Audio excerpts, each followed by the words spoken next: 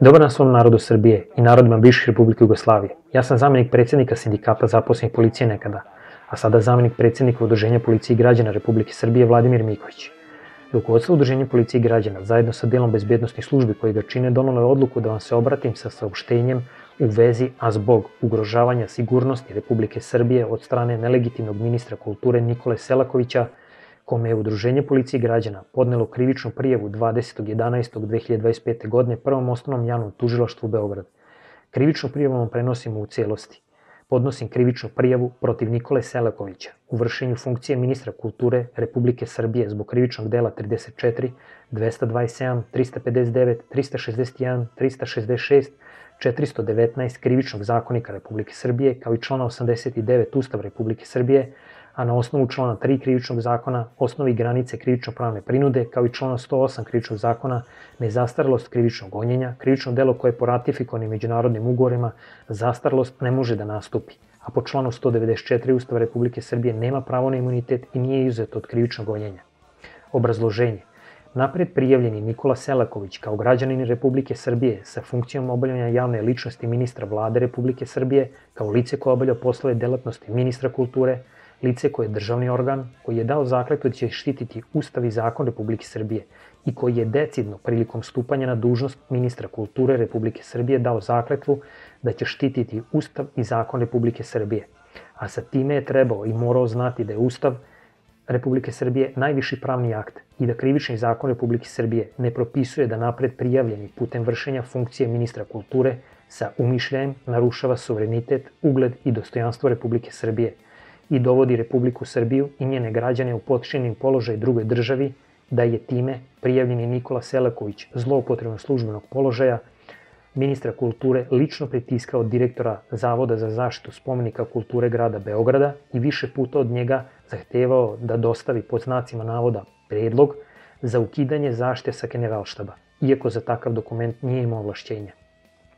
Napred prijavljeni Nikola Selaković je svojim svesnim činjenjem izvršio više teških krivičnih dela po članu 89 Ustava Republike Srbije čuvanje nasleđa, jer ministar kulture nema ovlašćenja i ne može obavljati drugu javnu funkciju ili profesionalnu delatnost, i to pogotovo ne delatnost koja pripada Ministarstvu odbrane, kao i izdavanjem naloga i ličnim pritiscima na zaposlene u ministarstvima koji su na prvom mestu i građani Republike Srbije, da se kulturno-istorijsko nasleđe koje je dobro od opšteg interesa ukine svojstvo kulturnog dobra nad Generalštabom koje je NATO bombardovao u napadima na SR Jugoslaviju 1999. godine, a zemljište i objekte koji pripadaju isključivo Ministarstvu odbrane na taj način preda zemlju okupatoru na neposredan način i time doveo opasnost vojne i odbrambene mere Republike Srbije, jer Generalštab predstavlja odbrambeni objekat nekada SR Jugoslavije, a danas njenog pravnog sukcesora Republiku Srbiju, i time napravio više teških svršenih krivičnih dela, ugrožavanja sigurnosti, po članu 34 Krivičnog zakona podstrekivanje,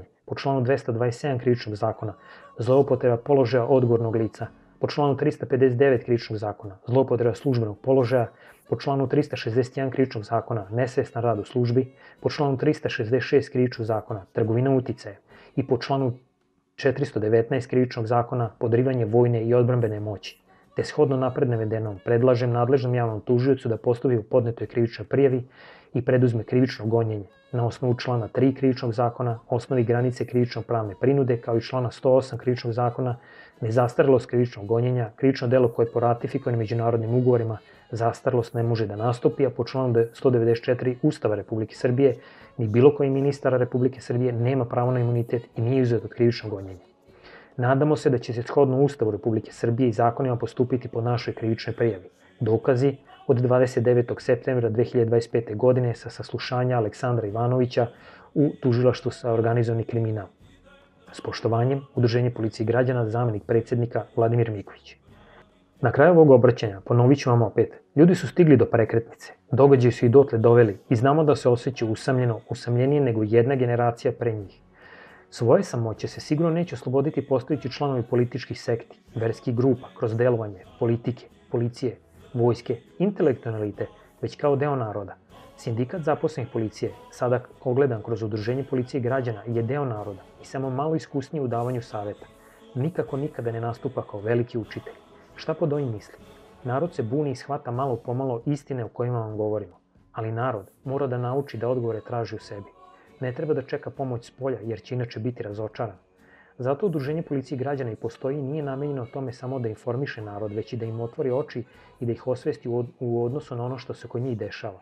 Delovi bezbednosnih službi su vrlo zabrinuti zbog toga što dozvoljavamo da nas vodi šačica pokvarenih političara koji vešto uspevaju da nas ubede da smo slobodni i da živimo u demokratiji danas u odnosu na univerzalni zakon. Nismo ništa slobodniji od stada ovaca.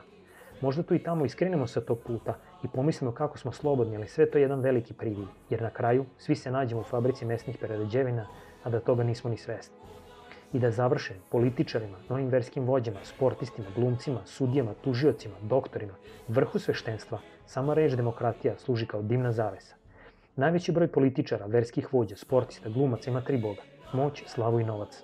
Ipak oni se plaše narodnih masa, jer kao što vam sindikat zaposlenih policije, ogledan sada kroz Udruženje policije i građana, pokazuje i prenosi da je moć u svima nama kao narodu. Svaki pojedinac je bitan.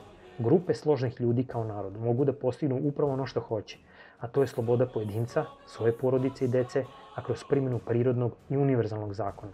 Drugim rečima, Udruženje policije i građana je omogućilo da svaki pojedinac kao narod ulaskom u Udruženje policije i građana postane deo nas, a mi deo naroda.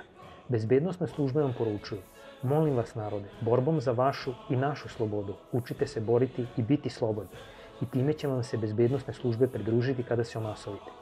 Ako neko ne veruje ili sumnja ono što je rečeno, setite se u prošlim obraćanjima šta sam vam rekao oko 500 000 članova sindikata zaposlenih policije, koji je ogledan sada kroz Udruženje policije i građana, koji je sačinjen od naroda i bezbednosnih službi. Šta će tada reći okupljene malobrojna policija i vojska? Bezbednosna služba vam poručuje: narode, udružujte se. Hvala vam na gledanju. Da pobedi život, sloboda, istina i pravda. Živela Srbija, narod i deca i sve republike bivše Jugoslavije.